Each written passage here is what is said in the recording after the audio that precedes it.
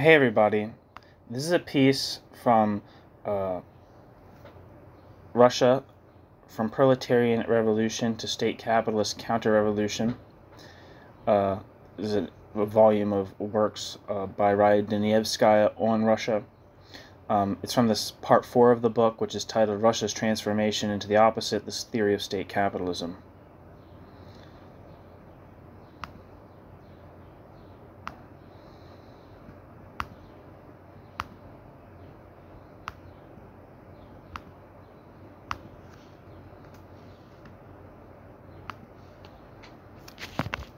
One second.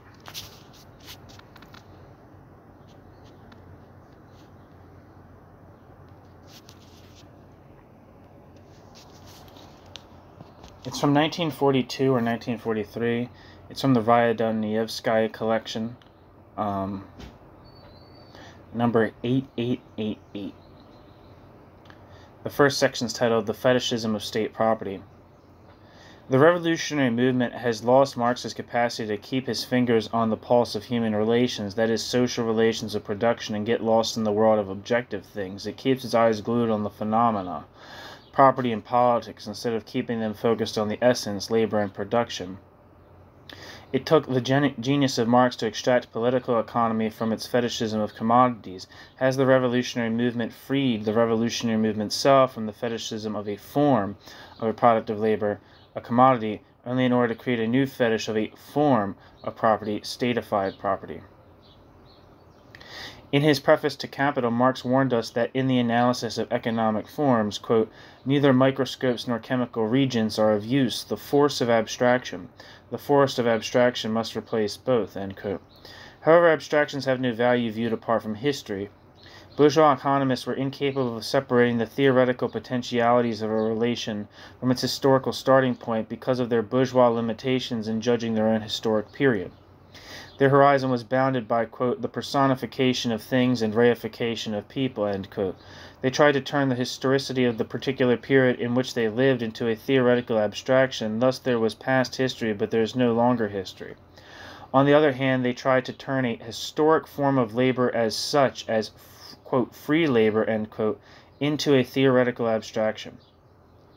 On the other hand, they tried to turn a historic form of labor such as, quote, free labor, end quote, into a theoretical abstraction. In both instances, the human content was lost sight of behind the historic form. The confusion in the minds of even the best bourgeois economists, said Engels in his review of Marx's critique of political economy, is due to the fact that, quote, economics deals not with things but the relations between persons and in the last resort between classes. These relations are, however, always attached to things and appear as things, end quote. Attached to things and appear as things, end quote. For example, exchange of commodities seems to mean exchange of things. In reality, however, the product appearing in exchange is a commodity, quote, solely because a relation between two persons or communities attaches to the thing, the product, end quote.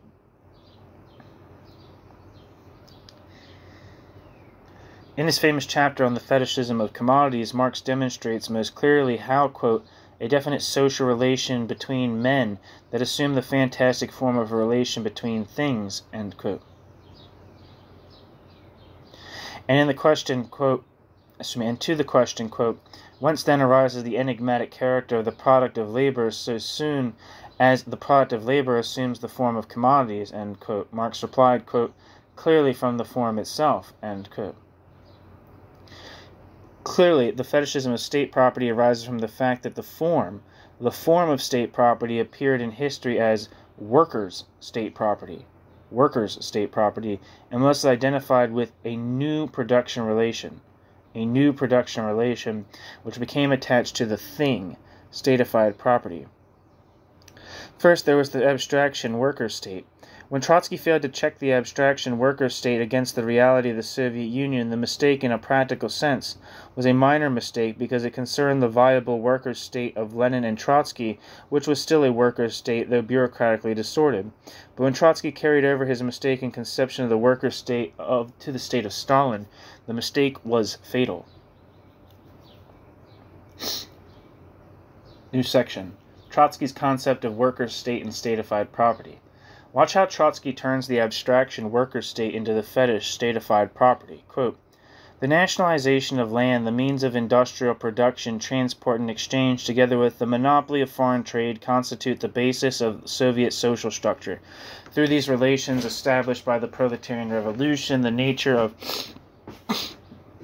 the Soviet Union as a proletarian state is for us basically defined. End quote.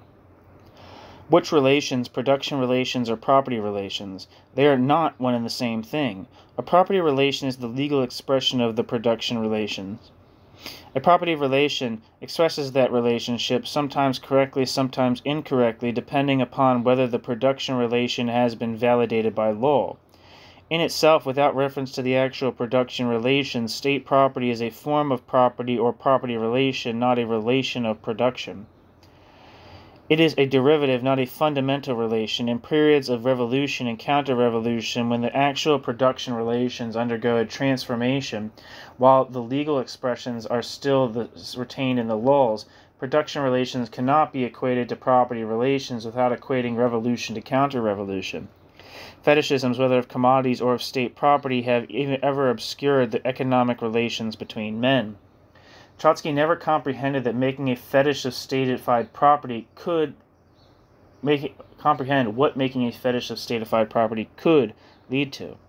Trotsky always spoke of the recession in the worker state as something that might consolidate, or something that would happen, but not as a process that was evolving before his very eyes. When confronted with the familiar features of private property capitalism of the new economic policy, Trotsky correctly warned that an unbridled development of the NEP would lead to the Soviet Union acquiring, quote, capitalism on the installment plan, end quote. But in 1927-28, when the, quote, principle of industrialization and collectivization was adopted, the abstraction, the worker state, was transformed into the fetish, statified property.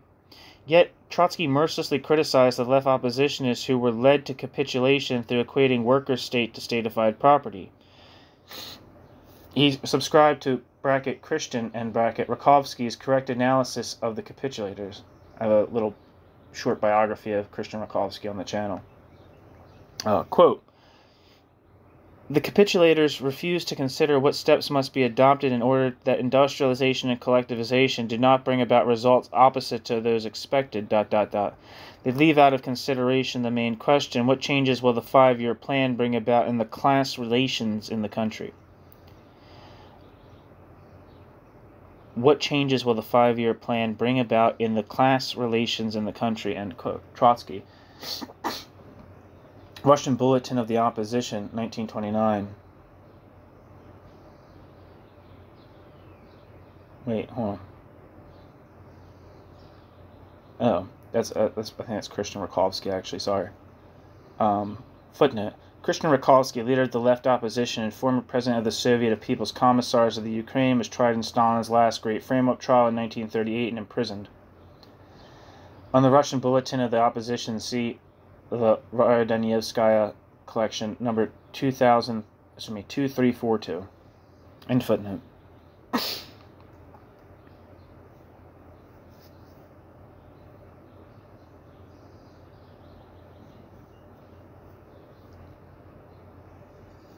Rakovsky saw that the conquest of October would not remain intact if economic laws were permitted to develop, quote, spontaneously or through state planning, that is, any plans other than that of the proletariat itself. Trotsky in the early years warned prophetically that a ruling class other than the proletariat was crystallizing, quote, before our very eyes. The motive force of this singular class is the singular form of private property, state power, end quote. That's from 1930. In the analysis of the counter-revolution, we saw the fetishism of state property blinded Trotsky from analyzing correctly the development of that, quote, singular form of private property, state power, end quote, and thus from discerning the social character of the counter-revolution when it came. Trotsky continued to employ the same terminology and gave it the same content when Trotsky spoke of the state property characteristic of the dictatorship of the proletariat, where the proletariat is the ruling class, as when Trotsky deals with state property characteristic of the Stalinist state, where the working class is not the ruling class, but the class in subjection. He thus substituted a property form for the class content. the class content.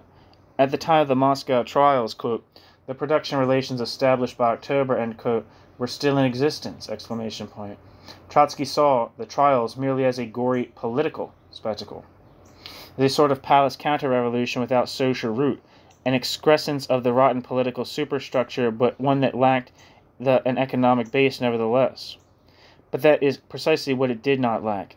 The Moscow trials did not culminate merely a political counter-revolution in which the social foundations were left intact. Rather, it was a counter-revolution in the relations of production. Apropos of, quote, purely, end quote, political revolutions, we must not forget Marx's emphasis that they have merely perfected the existing state machinery. In other words, since political revolutions involved a change of political rulers and not a social change, the bourgeois political revolutions perfected, not distorted, the bourgeois state machine, and thus the domination of the bourgeoisie as a class. Surely that cannot be said of the Stalinist, quote, political, end quote, revolution in the Stalinist political revolution's relation to the social foundations of October. The analogy not only does not hold, but has led Trotsky to defend the actions of the Red Army at the outbreak of the war. It is high time to discard this suicidal policy, and that can be done only on the basis of re-examination of the class nature of the Soviet Union. The first prerequisite for that is to overturn Trotsky's method of judging which class is in control, It is a fetishism which has led part of the revolutionary movement to align itself with one of the imperialist camps in an imperialist war. Exclamation point. She doubled up on that. New section. Shachtman's concept of collectivist property. Footnote. Shachtman, a founder of American Trotskyism. Quote, under a social system of bureaucratic collectivism, end quote, states the Workers' Party's Russian thesis, quote, in the field of property ownership, all classes are equal. Hence, none of them owns social property, end quote. Emphasis in original. But whether or not all classes are, quote, equal, end quote, in a property sense, in the bourgeois, quote, eyes of the law, end quote, all classes are also, quote, equal, end quote.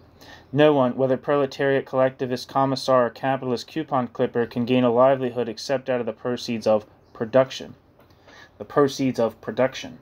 Hence it is the relationship of production, not merely the legal aspects of the property relations, which are the essence of things. To say that in Russia all classes are equal because none owns is to take the legal fiction of ownership at face value. In her polemic against reformism, Rosa Luxemburg deals most profoundly yet succinctly with the property versus production theory. Quote, by capitalist Bernstein does not mean a category of production, but the right to property. To Bernstein, a capitalist is not an economic unit, but a fiscal unit. And, quote, capital, end quote, is for him not a factor in production, but simply a certain quantity of money, end quote. Rosa Luxemburg. When Marx analyzed the production of capitalist production, Marx probed deeper than its legal outer covering. That is why he concluded that it was not the ownership but function of capital that produced surplus value. Hence, when one analyzes a, quote, new, end quote, order, one should not forget our Marxist ABCs, which tells one that it is the productive process, where labor is exploited, which is creative of surplus value. Marx's Capital says, quote, if, therefore, the capitalist is the owner of the capital which he employs, he pockets the whole profit, or surplus value.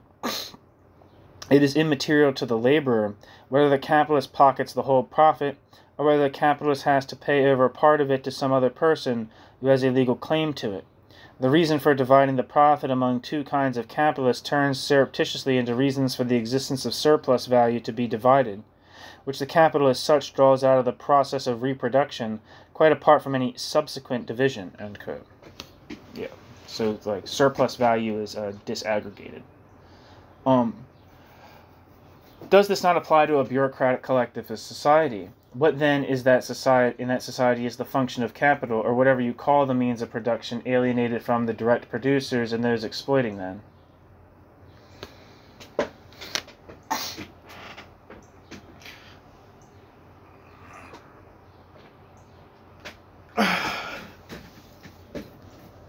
Again, we quote from Luxemburg's Reform or Revolution.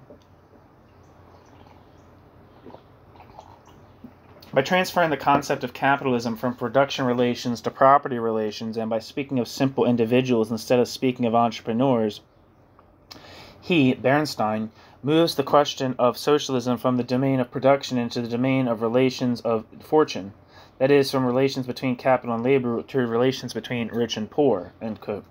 Luxemburg.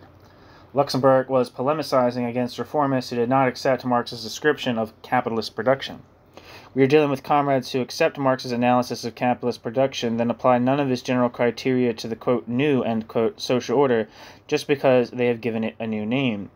Look at Russia and tell me what the proletariat lacks in order to be ruler in that state. It is not the title of ownership. On the contrary, the constitution of the country defines state property as a property, quote, belonging to the whole people, end quote. The legal title notwithstanding, the profits that came out of the Soviet industry go partly to the enterprises and partly to the state.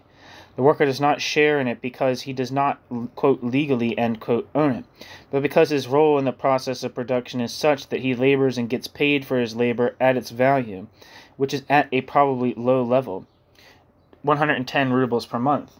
The worker does not, quote, share the profits, end quote, because his relation to the means of production is such that when he has finished using the instruments, the product created, a commodity, through the union of that labor power with the means of production, belongs not to the worker's self, but to the enterprise for which the worker works.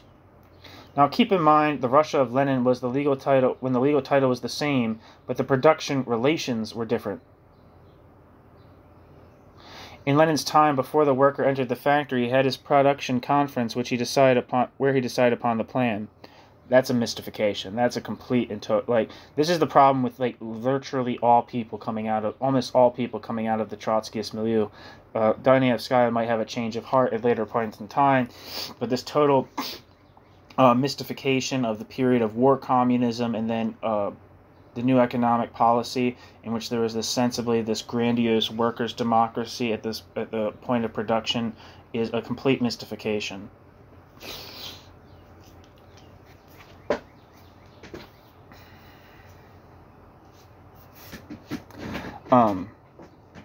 Back to the text. While he applied his labor power to the instruments of production in the factory, there were his trade union and party representatives to contest any bossy conduct on the part of the factory director.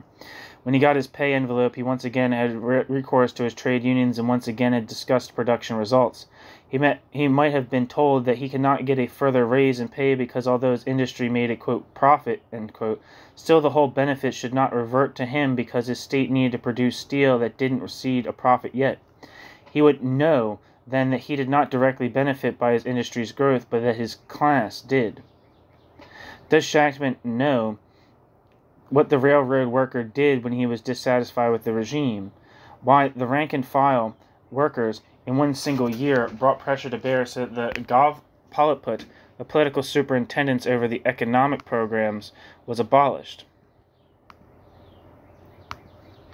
The composition of the Sektron was changed. All went back to their respective trade unions and functioned through normal democratic procedures. The Sektron was a footnote. The Sektron was a body created through the merger of the Central Committee of the Railway and Water Transport Workers Union, established in order to facilitate the restoration of railroad transportation at the conclusion of the Russian Civil War. The functioning of this body figured prominently in the trade union dispute of 1920-21 between Lenin, Trotsky, Bukharin, and the workers' opposition.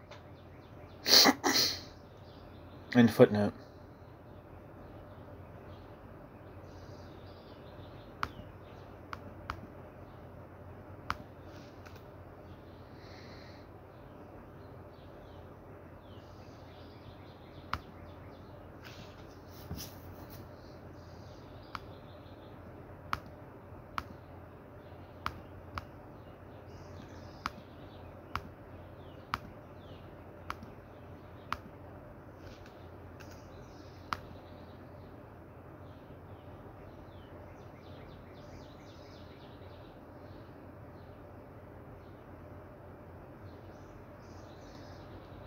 Yes, Comrade Shackman, the rank-and-file workers had that power not because they had the legal title, which they likewise have now, but because of the production relations, which are the opposite of what they are now. In this case, the vanguard political party followed the lead of the workers. Quote, every political superstructure in the last analysis serves production, and in the last analysis is determined by the production relations prevailing in the given society, end quote. Lenin. Further, our thesis reads, quote, the new mode of distribution, the bureaucracy developed a new mode of production for the swelling needs of the bureaucracy, end quote. Thus the party thesis perverts a basic Marxist concept in order to lay the basis for a rather original for a Marxist position on the Soviet economy.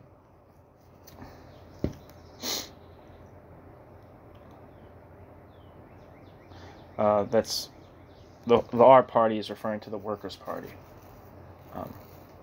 Further, our thesis reads, quote, with the new mode of production, the bureaucracy developed a new mode of production for the swelling needs of the bureaucracy, end quote.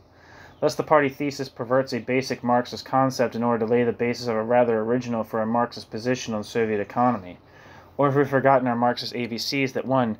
Distribution is merely the, quote, expression of the historically determined conditions of production, end quote. And 2. That before distribution can become distribution of production is the distribution of the means of production. Here is how Lenin expressed the difference between scientific and vulgar socialism. Quote, Marx contrasted vulgar socialism to scientific socialism, which does not attach great importance to distribution, and which explains the social system by the organization of the relations of production, which considers that the given system of relations of production includes a definite system of distribution. This idea runs like a thread through the whole of Marx's teachings, end quote, Lenin. And this idea applies not only to capitalist society, but to all societies, particularly to all class societies, including, we should think, bureaucratic collectivism. It is not, as Shachtman puts it, quote, the equality of poverty, end quote, which was responsible for the type of distribution prevailing during the period of worker state of Lenin and Trotsky, but the fact that workers were the rulers of, masters over, the productive process.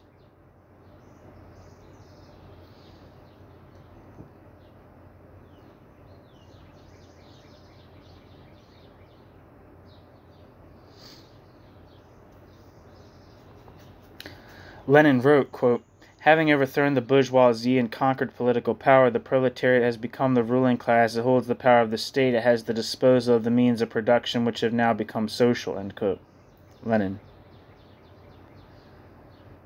That's from Lenin's Economics and Politics in the Era of the Dictatorship of the Proletariat. That's from 1919.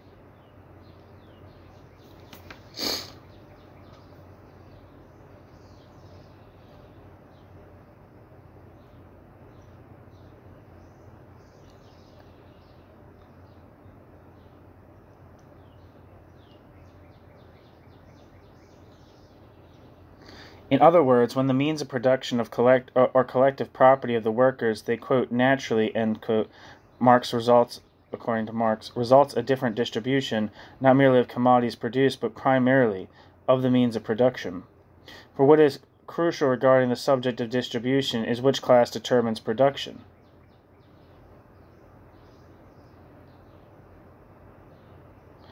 Contrasting the young worker state to capitalist lands, Lenin wrote, quote, but see how things have changed since the political power is in the hands of the working class, since the political power of the exploiters is overthrown and since all the means of production, except those which the worker state voluntarily gives to the exploiters for a time, in the form of concessions, are owned by the working class, end quote, Lenin. That's from On Cooperation from 1923.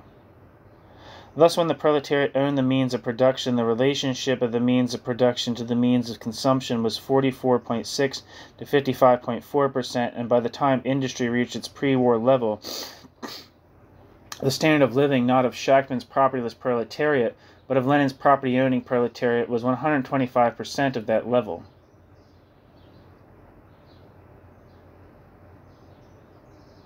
But when the appropriating class differed from the direct producers, when the relationship of the means of production to the means of consumption moved in such a direction that by 1940 the means of production constituted 61% of the total economy, and the means of consumption but 39%, and most important of all, the standard of living decreased to half of what it was in 1928.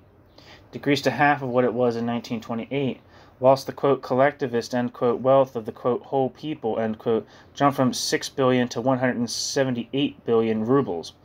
The distribution of the means of consumption was due in the first place not to the fact that one class had the wherewithal to buy these products and others did not, but because one class is the owner of the means of production, or more correctly, the agent of a definite mode of production, determined the direction of the state economy. Shachtman looks at the deterioration of the workers' standard of living and says that bureaucratic collectivism is nearer to capitalism than to socialism.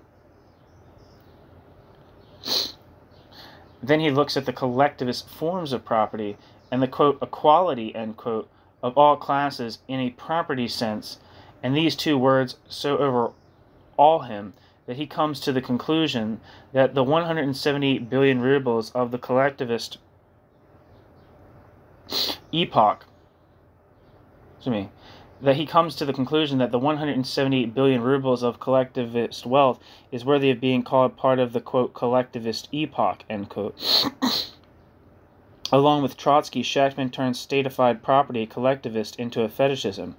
In Trotsky's case, it led him to call for the unconditional defense of the, quote, worker state, which was integrally participating in an imperialist war. We recoiled. In Shachtman's case, it left open the way for the conditional defense of the same Stalinist state, which is now called, quote, bureaucratic collectivist, end quote, or, quote, bureaucratic collectivism, end quote, and because the defense is in the theoretic realm only, the party accepted this straddling position.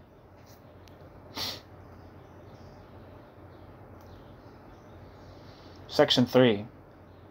Carter's species of collectivist property. Along with Comrade Shachtman, Comrade Carter has discovered a new society which he likewise dubs bureaucratic collectivism. However, he differently interprets this, quote, new social order, end quote.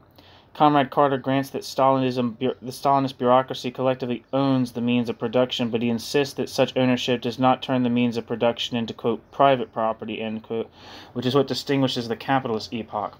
We beg to differ. The differentia specifica of capitalist production is not that the means of production are privately owned in the sense that they are private property, but that the means of production are capital. Under feudalism and under slavery there was likewise private property. Neither must we forget that Marx called tribal ownership, quote, communal private property, end quote.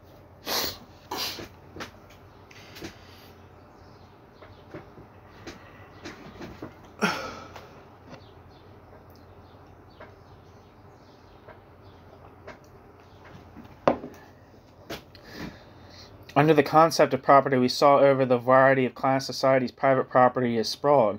What precisely does Carter mean by private property? Surely the capitalist private property of the present monopoly imperialist epoch is not the individual property of Adam Smith's era. The million IT&T, International Telephone and Telegraph stockholders may be owners of, quote, private property, end quote. Surely stocks are calls upon surplus value to be produced. But in no way do they control. And Marx has stated that the formation of stock companies signified, quote, the abolition of capitalist private property within the boundaries of capitalist production itself, end quote.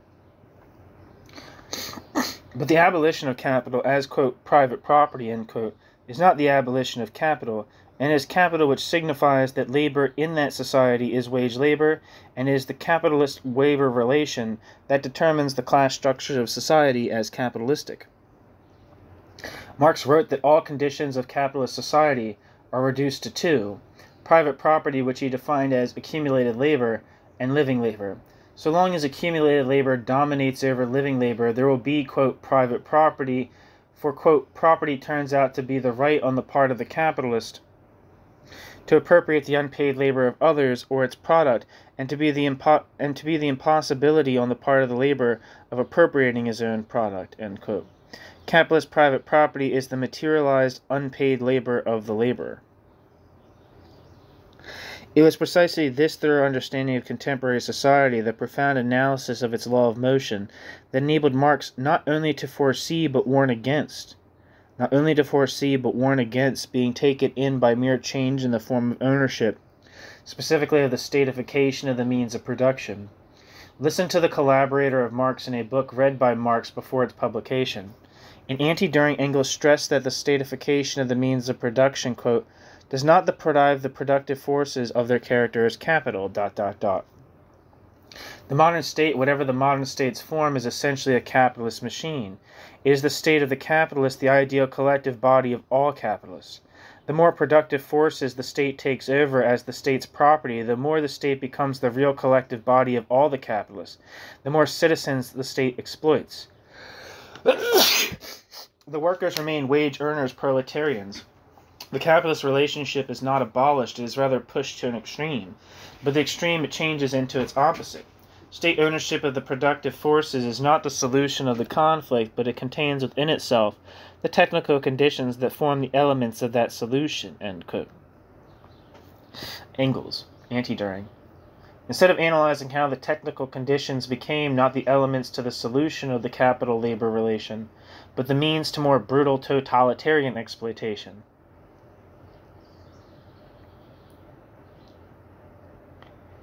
Carter has used the existence of state property as a cloak to hide the real relations of production, which in no way differ from those under capitalism.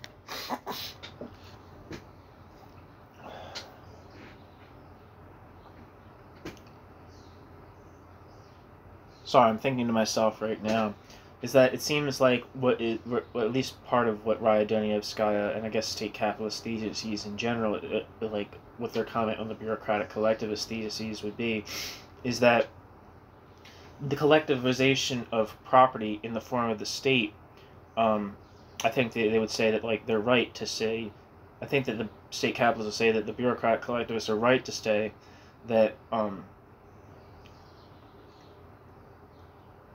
that under Stalinist conditions, under the extreme bureaucratic conditions of Stalinism, deprives the state of its working class character. But I think they're saying that, like Trotsky, the bureaucratic collectivists are bewitched by the form of property in the Soviet Union to think that merely on the grounds that private property, that property is collectivized in the state, that makes the state non-capitalist in character.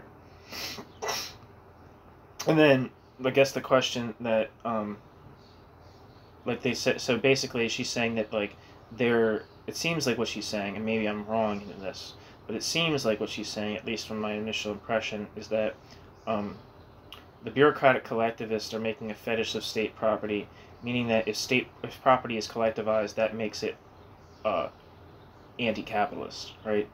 So obviously they're right in saying that, like, the collectivization of property in the state hands does not make the state a worker state. Dunayevskaya is saying that also doesn't make it anti-capitalist. Whereas that would be the cornerstone of, like, a bureaucratic collectivist thesis, is that the bureaucratic collectivists believe that Stalinism and the mode of production that emerges from it, that existed for a time, was both anti-capitalist and anti-worker. And I think that, for me, it seems like very much the question is, like, which I think Raya Dunayevskaya demonstrates elsewhere, and I think other people do as well, is that there continues to be competition between firms, between enterprises, and there continues to be commodities, although with prices that are controlled by the state into a limited, at least to some extent, and that the wealth of the society does take the form of a commodity, which is necessarily mediated by money. I feel like, well, I don't know, maybe I'm talking my ass, but I feel like that's the stronger element of the state capitalist thesis, is that that's what would determine whether the USSR was capitalist, is like the form of surplus extraction. The bureaucratic collectivists don't, and maybe you could have like the misidea from reading Dunayevskaya's thing. The bureaucratic collectivists don't deny that extreme exploitation exists in the Soviet Union, and neither does Trotsky, for that matter. In his thesis of the degenerated worker state, he thinks very extreme exploitation is occurring. But the question, the key kernel of that question is like, what is the form? Not just the content, but what is the form? How does that content necessarily manifest itself in form, in a particular form, right? So that would be the question, right? If there's surplus value, surplus labor being exploited, and a surplus product being exploited, you can definitely say that it's a class society, or of exploitation, alienation, all those things. But that does not necessarily make that extremely exploitative society capitalist, right? And so, there's all kinds of ways, it seems like also what's important for Dunayevskaya as well is, like, not putting, what was really important for the bureaucratic collectivists, at least from my understanding, is the content of the state, right? When Trotsky says, what is the USSR? It's the generated worker state. And what the bureaucratic collectivists seem to be saying is criticizing the content of the Soviet state, right? And it seems like what the state capitalists, Dunayevskaya and others are doing, are trying to get away from merely examining the content of the state, which they probably agree with a lot of the things that the bureaucratic collectivists say. In fact, Dunayevskaya is part of the Workers' Party, and probably part of that, I mean, maybe I'm not sure, but I'd imagine a big part of that is the shared critique of the non-worker character of the Soviet state. But the emphasis that she returns to and seems to focus on way more, and I think this is true, and I think they have devoted a lot more detail to it. I haven't read kind of later bureaucratic collectivist thesis. I haven't read a lot of Draper's elaboration of the thesis or anything like that takes place later on, which I should. But what's important is for Dunayevskaya is, and I say for Tony Cliff and Castoriadis as well, is exploring, is really is not just criticizing the non-socialist character, or the non-working class character of the Soviet state, and getting to the meat of the non-working class character of production. And I think that a lot of the basic things that Dunayevskaya is saying about restriction of consumption, extension of exploitation, are all things that the bureaucratic collectivists would agree with. I think that also there's I think they'd all agree with that. I think they might disagree with the appellation of it as capitalist. And this is kind of a critique that and so it seems like what the bureaucratic collectivists are really trying to focus on, at least to another extent, is what is new about this society? What is new about Stalinism? They're emphasizing the novelty of it. And it seems like what the state capitalists do, just by the necessity of the terms they're using, are trying to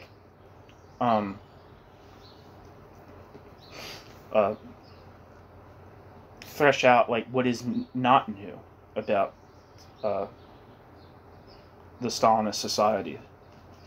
I think that's that's what Castoriadis. I mean, Castoriadis eventually does start calling the bureaucratic collectivists, the Soviet Union and other countries, state capitalists. But initially he's very hesitant because he thinks it's just trying to unempirically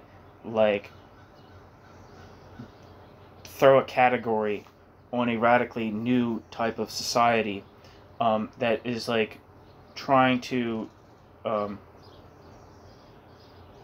conform the empirically novel to the theoretically familiar.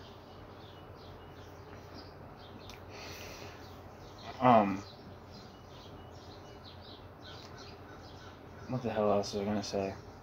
But for Castoriadis even, and it's like, this seems like the thing for like a lot of state capitalists at this time, whereas like now, I guess since like the post 60s, like I feel like a lot of Marxists are way more, at least like the more people who like dig into like the deeper like esoteric level of like capital and stuff, are way more concerned with like the formal content of capitalism, in the sense of like, what is the specificity of like the commodity value and money, and how are they like necessarily like is it concomitant might be the word with capital, right? We're way more familiar to like, at least I am at least way more used to like thinking in those terms than it seems like a lot of people engaged in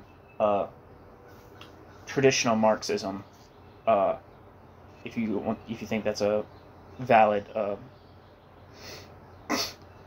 historiographic or theoretical world. Traditional Marxism seem way less interested in like the specificity of like a commodity producing society, right? And what's way important to them is like whether the production sites are exploitative or not, right? So like not focusing on what was I say? Like focusing, like especially, I don't want to collapse all these people together, but it seems what's really important is that is like the capital labor relation, or the relation between those who control the labor process and those who do not. And if the labor process is controlled by a group that is alien to the direct producers, then it's capitalist, or something like that. Whereas it seems like for me, and it seems like for a lot of people now, what would make the USSR worthy of being labeled capitalist would be the presence of those fundamental relations, right? Capital, commodity production, distribution, both of means of production and means of consumption via the medium of money, and commodity circulation. Those kinds of things would be what's important, less the capital-labor relation, because we can think both theoretically and I think empirically and historically as well, societies that have extreme levels of exploitation, but are not capitalist, at least not in like its ideal average, or at least not coming close to its supposed ideal average.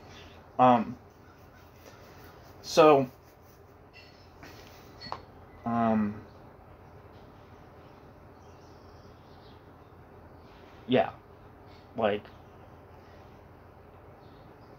I feel like a lot of the things that they're saying is like, oh yeah, laborers are alienated in bureaucratic collectivist societies, like, and I think the bureaucratic collectivists would say, absolutely. Just like, well, they're not only politically alienated, they're alienated in production. And they'd say, absolutely. I do find, for me, I say this all the time. If you listen to me reading these things, I say this all the time. It's like, what I find, I think the bureaucratic collectivist thesis is way more like, is in a certain sense way more profound, in the sense that it kind of takes the capitalist or anti-capitalist character of Stalinism, it kind of brackets that and puts it to the side, right? Like, it makes like what is it like takes that, and it's like, even if the USSR is capitalist or it is not capitalist, they say it's not capitalist, but either if it is or is not capitalist, is still a society fundamentally based on the alienation of the direct producers from their political and economic life. Like, you don't have to demonstrate, like, if you can, like, you don't have to say that Stalinism was capitalist to say that it was reactionary. You could say it was extremely anti-capitalist and still reactionary.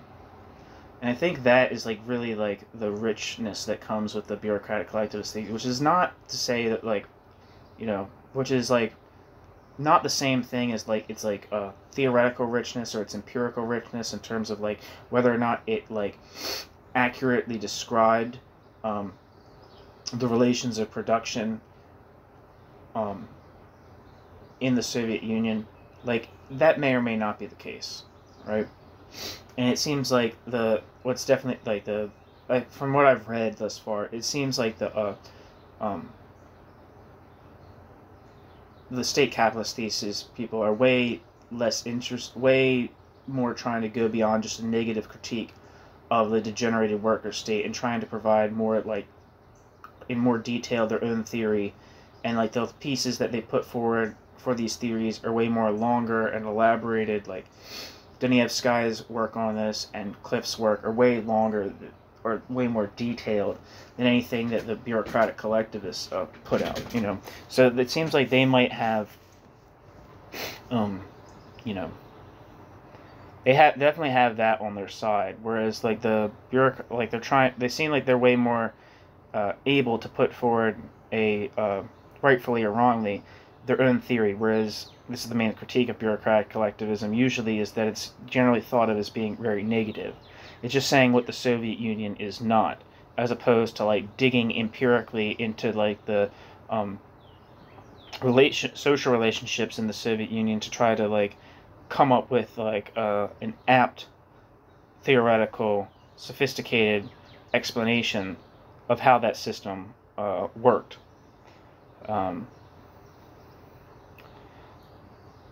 But I think on, like, a level of, like, abstraction in politics, there's something very, very, very rich about and instructive about the bureaucratic collectivist thesis, which I've already mentioned.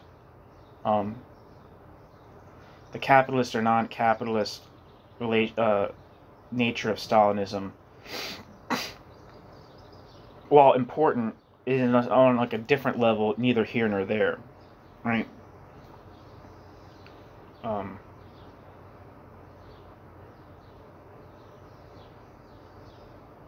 And I think that's important when you're trying to, like, talk, especially when you're talking to people who are, like, tempted by Stalinism or, you know, directly engaged in Stalinism, is like, yeah, it was anti-capitalist but non-emancipatory, or you could say it was capitalist and non-emancipatory. But either way, it's non-emancipatory. And I think there's, like, a political there's an extreme political richness of the bureaucratic collectivist thesis, even if it doesn't work as a theory of the USSR. I don't know. I'm just going on. New section. Slave or forced labor. It is unnecessary again to repeat our Marxist fundamentals to show that what distinguishes various forms of labor is the manner in which surplus labor is extracted, nor to show that the manner in which it is extracted in Russia parallels that in the rest of the capitalist world. The whole discussion regarding, quote, free and, quote, labor, free, quote, in the double sense that neither they themselves form part and parcel of the means of production, as in the case of slaves, bondsmen, etc., nor do the means of production belong to them, as in the case of peasant proprietors, end quote, has been given a putridly liberal tinge by the exponents of bureaucratic collectivism, both of the Shachtman and Carter species, is of prime necessity to capitalist production that the worker be, quote, free, end quote, for where he has not been entirely separated from the means of production, he does not readily offer his labor power for sale to the owner of the means of production. We had an example of that in the 19th century when the Russian serf was set free but was not fully separated from his means of production, with the result that he refused to sell his labor power. Here is Marx's comment, quote, The Russian farm labor, owing to the communal property and land, has not been fully separated from his means of production, and hence is not yet a, quote, free wage worker, in the full capitalist meaning of the word. End quote. I think this is also true, like, very, like, much in the early Bolshevik period and in the pre-Bolshevik period as well. Is that like the Russian peasantry, the large parts of the Russian working class had very, like, serious connections with, like, the peasantry, right? They weren't, like, two separate totally, like, worlds, right? A lot of the people that were becoming proletarians in the period, you know, in the early years of the 20th century in Russia, or people who were newly emerging from the countryside. And in fact, during the Civil War, I think a lot of people that were initially in the city who weren't, you know, in the Red Army or elsewhere, especially in the early period of, like, famine in, like, the early 20s, like, kind of went back to the countryside, a lot of them.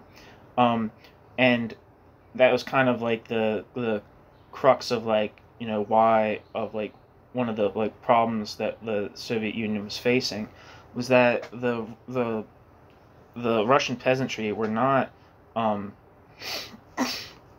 a free, like, they were not a agrarian proletariat in the sense that they could engage in subsistence safety first agriculture and were not under any kind of, like, material obligation if they couldn't get a good price to engage with to sell grain to the cities, right? So they could, like,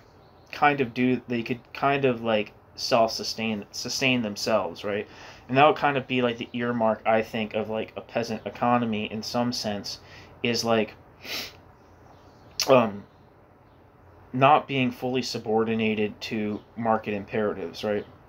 You might be exploited, you might have, like, a tax or something like that, but you might not be under any kind of, like, in terms of, like, in kind, like some kind of grain tax or something like that, which I think is how a lot of grain actually did get pumped out of the Russian peasantry prior to the revolution, and then to some extent afterwards. But you weren't, like, particularly under any kind of, like, informal economic pressure to, like, engage in you weren't formally you weren't economically coerced into producing commodities for a market, right? You didn't have to alienate the produce of your land to others. You didn't have to trade it if you didn't if it wasn't advantageous.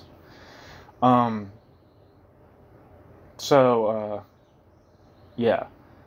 Whereas, like, there would be, which I think is, like, would be a distinction from being, like, I think there's a distinction between being a peasant and being a farmer in that regard, right? What was I gonna say? Yeah.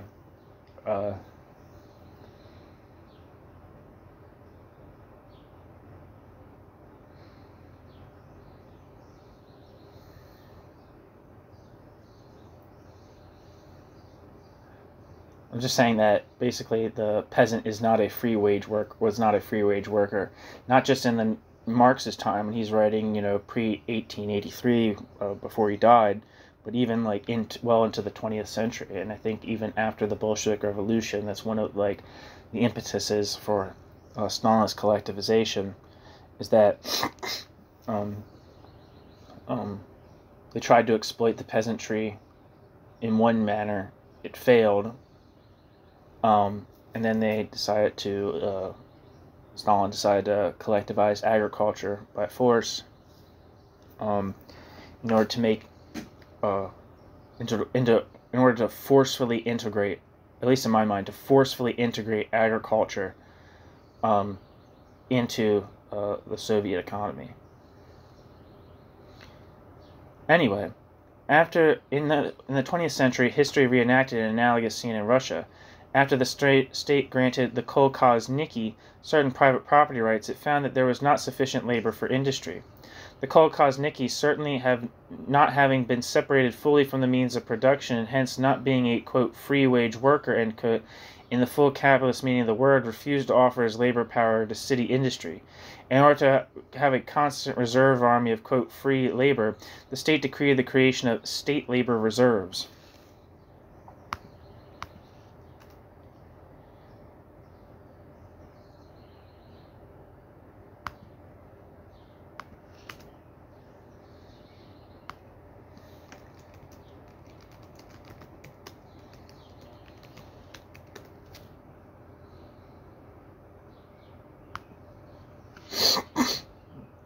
The worker must be, quote, free, end quote, for capitalist production to be a fact, not in the sense that Kent interprets it as being, quote, personally free, end quote, in the sense of being free from the instruments which would put his labor power in action.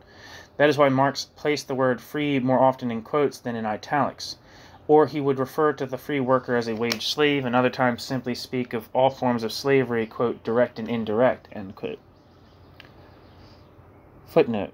See Marx's letter of December 28, 1846 to Annenkov, where he writes, quote, "We are not dealing with indirect slavery, the slavery of the proletariat, but the direct slavery, the slavery of the black races in Suriname, in Brazil, in the southern states of North America," end quote.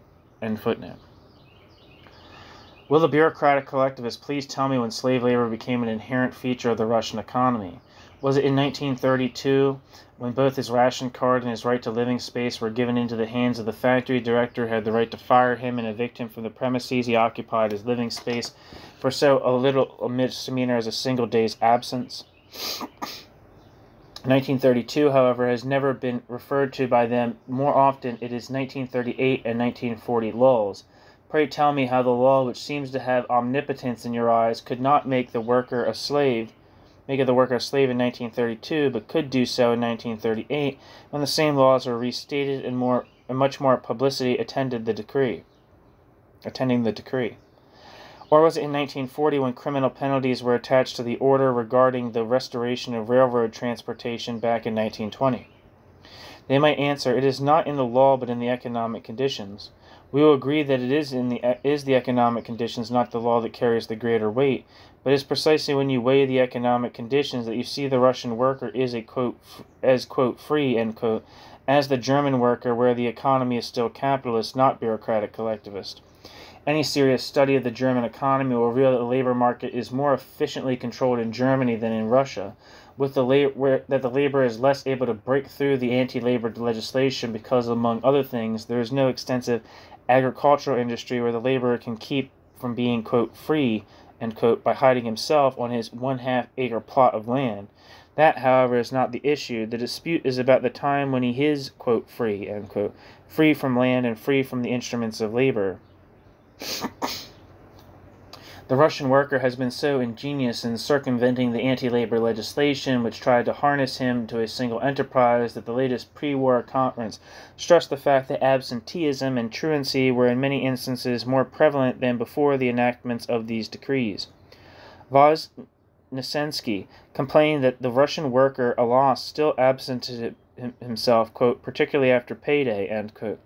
It takes more than legislation to make of the wage slave a slave of old, a slave in body and an integral part of the means of production. Footnote.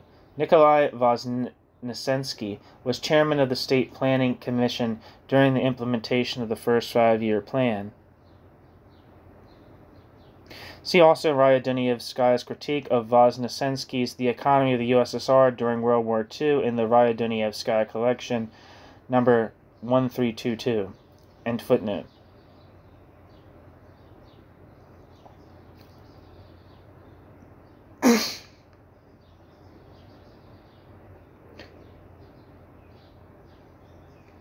It's a sad commentary on our movement that we have suddenly discovered that when Engels used the expression the proletariat is a, quote, slave of no particular person but of the whole property-owning class, end quote, he used it, quote, metaphorically. Evidently, what needs emphasis in this period of fetishism of the state, according to our bureaucratic collectivists, is that the wage slave is, quote, personally free, end quote, in all countries, where in Germany, question mark, except in Russia where he is, quote, literally, not, quote, metaphorically, a slave.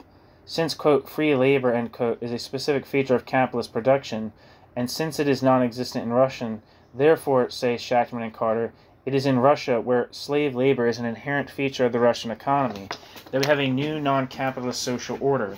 They are adamant on the point of slave labor, but they have failed to prove that the Russian worker has sold himself, quote, rump and stump, end quote. Furthermore, Shachtman thinks that the collectivist epoch in Russia has created a superior form, a higher rate of production than under capitalism.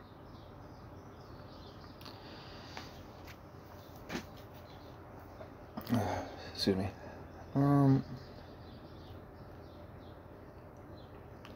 Footnote. See Marx's statement in Capital. Quote, for if he were to sell it, labor power, rump and stump, once for all, he would be selling himself, converting himself from a free man into a slave, ... end quote. What dangerous contradictions, or end footnote, what dangerous contradictions, slave labor exists, is an inherent feature of the new order. Alongside it exists a superior form of production. The idea that a superior form of production can coexist with slave labor destroys the entire Marxist conception of the development of labor in society. If Shachtman has not found out yet, Stalin has. Forced labor is not conducive to high productivity necessitated by a highly industrialized economy. The state economy must have highly productive labor, quote, to catch up with capitalist lands, end quote. And thus the management of the plant found that it must bid against each other for the labor power of the worker. The worker continues to be, quote, free, end quote. That is, the wage slave continues to be obliged to sell his labor power on the market, and being, quote, personally free, end quote, he finds he can force a few concessions while industry needs his labor power. That is why the state found that the worker was not afraid of being fired. That is why the state, realizing that it could not straitjacket labor by threatening to fire him, thought it could force him to work through enacting criminal statutes requiring the laborer to work at 25% reduction in pay. That is why it has now granted amnesty to all labor offenders. The end. Thank you for listening.